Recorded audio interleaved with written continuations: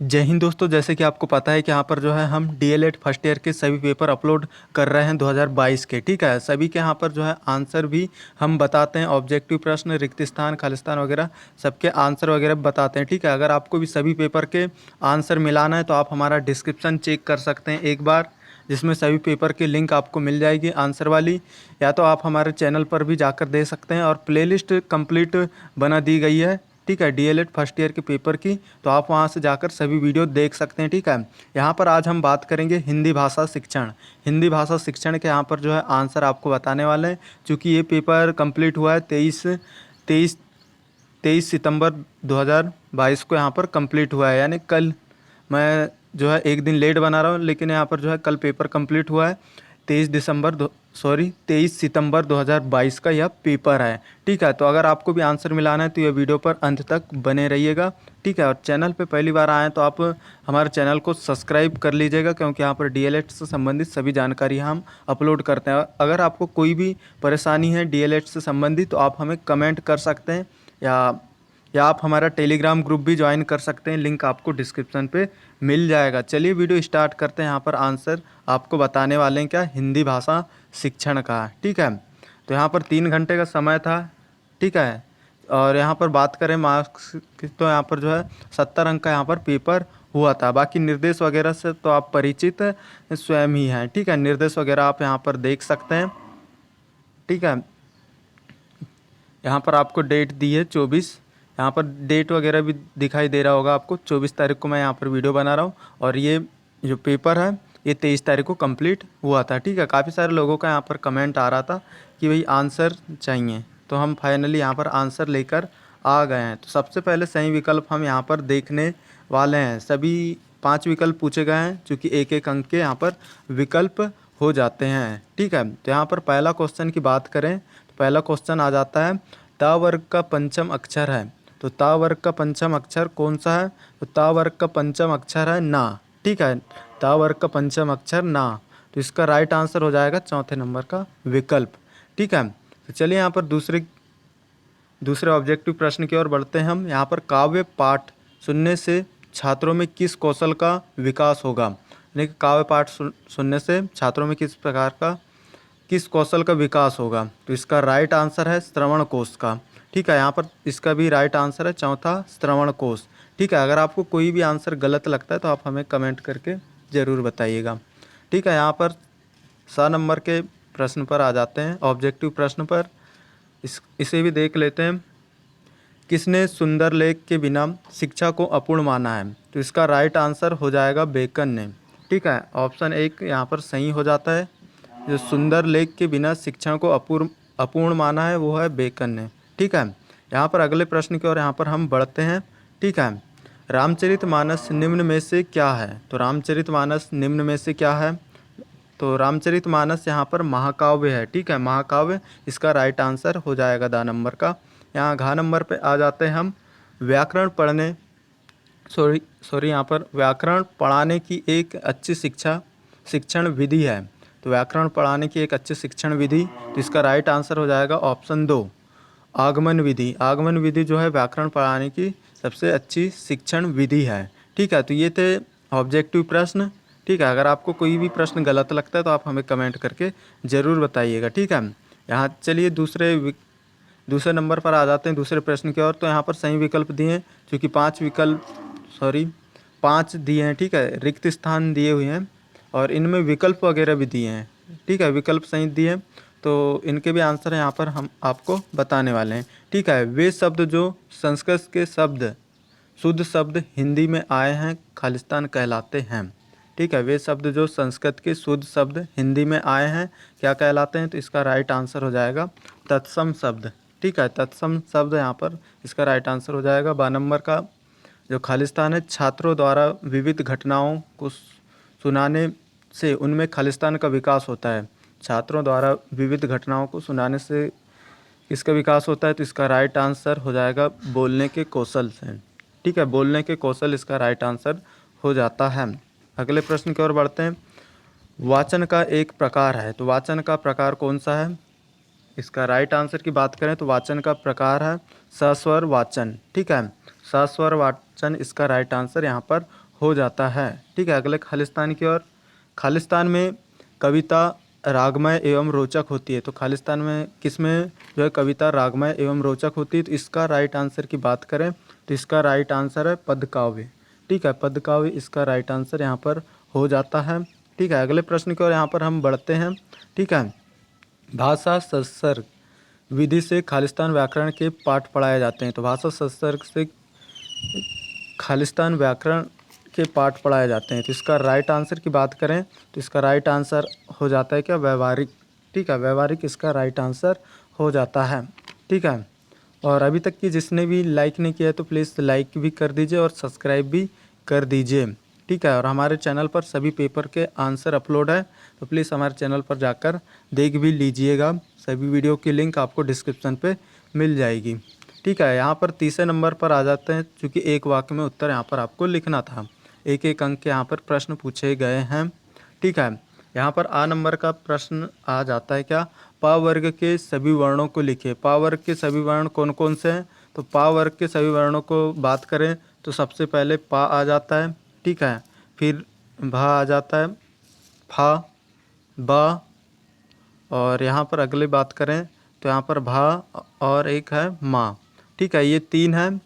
ठीक है, पा, फा, बा, भा, माँ, ये पांच हो गए। ठीक है, पा वर्ग के सभी वर्णों को लिखिए। तो पांच आते हैं पा वर्ग में, तो यहाँ पर हमने यहाँ पर लिख लिया। ठीक है, अगर आपने इस प्रकार लिखा है तो आपका ये आंसर सही हो जाता है और एक अंक आपके यहाँ पर डन हो जाते हैं। चलिए यहाँ पर अगला प्रश्न भी देख लेते हैं, क्योंकि इसका सही आंसर आपको कमेंट करके बताना है। सुनना दक्षता विकसित करने के लिए संचार माध्यम की किस अधिगम सामग्री का प्रयोग उचित होगा? इसका राइट आंसर आपको कमेंट करके बताना है। ठीक है, काफ़ी इजी प्रश्न है, तो आपको कमेंट करके ज़रूर बताना है बा का आंसर। यहाँ पर 7 नंबर का देख लेते हैं। ठीक है, भाषा शिक्षण की दो शिक्षण विधियों के नाम लिखिए। भाषा शिक्षण की दो शिक्षण विधियों के नाम लिखना है। तो एक है व्याकरण विधि, ठीक है, और दूसरा प्रत्यक्ष विधि। ठीक है, व्याकरण विधि और एक है प्रत्यक्ष विधि। 7 नंबर के दो शिक्षण विधियों के नाम हैं, एक है व्याकरण विधि और दूसरा है प्रत्यक्ष विधि। ठीक है, चलिए यहाँ पर अगले प्रश्न की ओर यहाँ पर बढ़ते हैं। ठीक है, तो यहाँ 10 नंबर का प्रश्न आ जाता है हमारा, लघु उत्तरी प्रश्नों के उत्तरों की शब्द सीमा बताइए। ठीक है, लघु उत्तरी प्रश्नों की शब्द सीमा की बात करें तो यहाँ पर 75 इसका राइट आंसर हो जाता है। ठीक है, जहाँ ज़्यादा है तो आप देख सकते हैं। यहाँ आपको जो है इसका आंसर शुरू में ही मिल जाएगा, आपको यहाँ पर निर्देश वगैरह दिए हैं, तो यहाँ पर आप देख सकते हैं, यहाँ पर इसका आंसर वगैरह भी दिया है। प्रश्न क्रमांक 10 से 13 तक यानी लघु उत्तरी प्रश्न है, इनके उत्तर की शब्द सीमा 75 शब्द है। ठीक है, जिसने अगर जो है इसका आंसर गलत दिया मतलब उसका जो है डीएलएड करने का कोई यहाँ उचित नहीं होगा। ठीक है, क्योंकि काफ़ी सरल प्रश्न है और इसको अगर आप गलत कर दिए मतलब आपका जो है डीएलएड करने का कोई यहाँ पर मतलब है ही नहीं। ठीक है, जो इतना सरल प्रश्न अगर आप गलत करके आते हैं तो। यहाँ घ नंबर के प्रश्न की बात करें तो अच्छे मूल्यांकन की कोई एक विशेषताएं बताइए। तो अच्छे मूल्यांकन की कोई एक विशेषता की बात करें तो यहाँ पर एक विशेषता उद्देश्यता। ठीक है, उद्देश्यता एक विशेषता है। ठीक है, आप कोई भी लिख सकते हैं, यहाँ पर मैं बता दिया कि उद्देश्यता एक अच्छे मूल्यांकन की एक विशेषता है। ठीक है, आप अदर भी लिखे होंगे तो यहाँ पर सही हो सकता है। ठीक है, तो ये थे 3 तक की प्रश्नों के आंसर, चूँकि सभी एक एक अंक के थे। कोई भी आंसर गलत लगता है तो कमेंट करके ज़रूर बताइएगा। ठीक है, अगले प्रश्न की ओर यहाँ पर हम बढ़ जाते हैं, चौथा। चूँकि यहाँ पर निम्न प्रश्नों के उत्तर लगभग 30 शब्दों में आपको यहाँ पर लिखना था, चूँकि 2-2 अंक में पूछे गए थे। पहला प्रश्न आ जाता है वर्णमाला में विसर्ग को समझाइए। ठीक है, 5वें नंबर का प्रश्न, छात्रों में सुनना कौशल विकास के लिए किन किन शिक्षण विधियों का उपयोग किया जाता है? नाम लिखिए। ठीक है, यहाँ 6वें नंबर का प्रश्न है वाचन विधि के प्रकारों का नाम लिखना था। 7वें नंबर का प्रश्न है गद्य शिक्षण के कोई 2 सामान्य उद्देश्य यहाँ पर लिखना था। ठीक है, और यहाँ पर बात करें 8वें नंबर का प्रश्न की तो व्याकरण शिक्षण के कोई 2 सामान्य उद्देश्य लिखिए। ठीक है, तो ये सभी के आंसर तो आपको जो है पता ही होगा। ठीक है, या तो आप जो है परीक्षा अध्ययन वगैरह से मिला लीजिएगा। ठीक है, यहाँ पर बड़े क्वेश्चन अगर हम आंसर बताते हैं तो काफ़ी लंबी वीडियो हो जाएगी। ठीक है, इसलिए ऑब्जेक्टिव इन सभी के प्रश्न ही हम बताते हैं। ठीक है, यहाँ 9वें नंबर के प्रश्न की बात करें तो मापन को सापेक्ष यानी कि संक्षेप में समझाइए। मापन को संक्षेप में आपको समझाना है। ठीक है, यहाँ पर 2-2 अंक के सभी प्रश्न पूछे गए थे। ठीक है, अगले प्रश्न की ओर बढ़ते हैं। यहाँ पर ठीक है। चूँकि यहाँ निर्देश दिया है निम्नलिखित प्रश्नों के लगभग यहाँ पर जो है 75 शब्दों में उत्तर यहाँ पर लिखना था, मतलब ये जो है लघुत्तरीय प्रश्न है। ठीक है। 10वें नंबर की बात करें, 3 अंक के प्रश्न है। तद्भव शब्द क्या है समझाइए एवं उदाहरण दीजिए। तद्भव क्या है इसको समझाना था और उदाहरण सहित आपको लिखना था इसका उत्तर। इसके अर्थों की बात करें तो विदेशी शब्द क्या हैं, कौन कौन सी प्रमुख विदेशी भाषाएं इनमें आती है, उदाहरण सहित आपको लिखना था। ठीक है। 11वें नंबर के प्रश्न की बात कर लेते हैं यहाँ पर। तो 11वें नंबर पर आ जाता है क्या, शिक्षक द्वारा बच्चों में सुनने की आदत के विकास के लिए क्या क्या करना चाहिए। 3 अंक का प्रश्न। इसके अर्थों की बात करें तो यहाँ पर आ जाता है बच्चों में सुनने की आदत के विकास के लिए एक गतिविधि विकसित कीजिए। ठीक है। 12वें नंबर के प्रश्न की बात करते हैं, लेखन कौशल के विकास में सुलेख की क्या भूमिका है। ठीक है। इसके अर्थों की बात करें तो लेखन कौशल के विकास में सुलेख क्यों आवश्यक है समझाइए। ठीक है। तो इस प्रकार प्रश्न 2022 में मतलब कल के पेपर में पूछे गए थे। गद्य पाठों में कठिन शब्दों का अर्थ स्पष्ट करने के लिए विलोम शब्दों की क्या भूमिका होती है समझाना था आपको। इसके अर्थों की बात करें तो यहाँ पर आ जाता है, क्योंकि प्रश्न आपके सामने है, कठिन शब्दों को वाक्य में प्रयोग करके किस प्रकार उसका अर्थ स्पष्ट हो जाता है समझाइए। ठीक है। तो ये थे 13 नंबर तक की प्रश्न। अगले प्रश्न की ओर यहाँ पर हम बढ़ जाते हैं। ठीक है। चूँकि यहाँ पर बड़े ज़्यादा शब्दों में आपको लिखना था, 120 शब्दों में करीब आपको इसका आंसर लिखना था।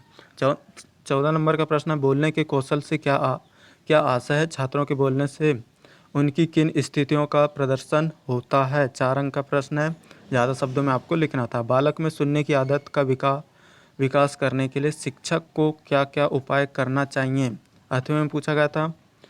और यहाँ पर आ जाते हैं हम प्रश्न क्रमांक 15, 16, 17 का उत्तर लगभग 150 शब्दों में आपको यहाँ पर देना था। 5 अंक के प्रश्न है। चूँकि यहाँ पर देख लेते हैं किस प्रकार के प्रश्न पूछा गया। हिंदी वर्णमाला को विस्तार से समझाना था आपको। इसके अतिरिक्त की बात करें तो व्युत्पत्ति के आधार पर हिंदी शब्दों की वर्गीकरण करते हुए शब्द भेद आपको यहाँ पर समझाना था। 16 नंबर के प्रश्न पर आ जाते हैं हम, मौन वाचन क्या है मैं तो आपको समझाना था। ठीक है। चूँकि 5 अंक का प्रश्न था तो आपको जो है बड़ा आंसर लिखना था। सस्वर वाचन के कौन कौन से गुण हैं ये भी आपको लिखना था। ठीक है। कम से कम आपको 5 से 6 गुण यहाँ पर लिखना था। भाषा शिक्षण के लिए वार्षिक योजना प्रारूप विकसित करते हुए उनके चरण एवं विशेषताएं आपको समझाना था। 5 अंक का प्रश्न। इसके अथवे की बात कर लेते हैं हम। ठीक है। कक्षा 3 से कोई कविता पढ़ाने के लिए एक गतिविधि आधारित एक पाठ योजना बनाइए। ठीक है। यहाँ पर फिर से निर्देश आ गया। प्रश्न क्रमांक 18 व 19 का उत्तर लगभग 180 शब्दों में लिखना था। ठीक है। चूँकि यहाँ पर 6 अंक के प्रश्न यहाँ पर दिए हुए हैं। व्याकरण पढ़ाने की आगमन विधि के सभी पक्षों को समझाइए। ठीक है। व्याकरण पढ़ाने की आगमन विधि को आपको समझाना था। इसके अतिरिक्त की बात करें तो व्याकरण शिक्षण के पाठ रूप कौन कौन से हैं समझाइए। ठीक है। 19 नंबर के प्रश्न पर आ जाते हैं, रचनात्मक मूल्यांकन की कौन कौन सी विशेषताएं हैं लिखिए। ठीक है। इसके अतिरिक्त की बात करें तो आकलन क्या है, हिंदी भाषा शिक्षण में आकलन किस प्रकार किया जा सकता है इसको आपको समझाना था। चूँकि 6 अंक के यहाँ पर प्रश्न थे तो आपको जो है इसको बड़ा आंसर आपको लिखना था। इस प्रकार जो है आप देख सकते हैं ये पेपर था DLED फर्स्ट ईयर का। ठीक है।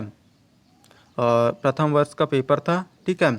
और हिंदी भाषा शिक्षण का पेपर था जो कि 23 सितंबर 2022 को मतलब कल ही कंप्लीट हुआ था। ठीक है। अगर आपको जो है सभी पेपर के आंसर आपको मिलाना है या तो सभी पेपर क्वेश्चन पेपर चाहिए तो आपको जो है हमारा डिस्क्रिप्शन चेक कर लेना, इस वीडियो का डिस्क्रिप्शन, या तो आप हमारे चैनल पर जाकर देख सकते हैं अथवा आप जो है टेलीग्राम ग्रुप भी ज्वाइन कर सकते हैं। लिंक आपको डिस्क्रिप्शन में मिल जाएगा। वहाँ पर आपको जो है PDF दे दी जाएगी DLED फर्स्ट ईयर के पेपर की। ठीक है। ज़्यादा है तो आप प्लेलिस्ट बनी है, वहाँ से आप जो है सारे पेपर के आंसर आप आसानी से मिला सकते हैं। ठीक है। उम्मीद है आपको जो है वीडियो पसंद आई होगी। वीडियो पसंद आई होगी तो आपको क्या करना है, आपको कर लेना है लाइक, और चैनल पे पहली बार आए तो आपको कर लेना है क्या, सब्सक्राइब। ठीक है। और एक प्यारा सा आप कमेंट कर सकते हैं, और कोई भी विकल्प आपको गलत लगता है, कोई भी आंसर वगैरह जो हमने बताएं तो वो भी कमेंट करके ज़रूर बता दीजिएगा। बाकी मिलते हैं अगली वीडियो पर। वीडियो देखने के लिए धन्यवाद।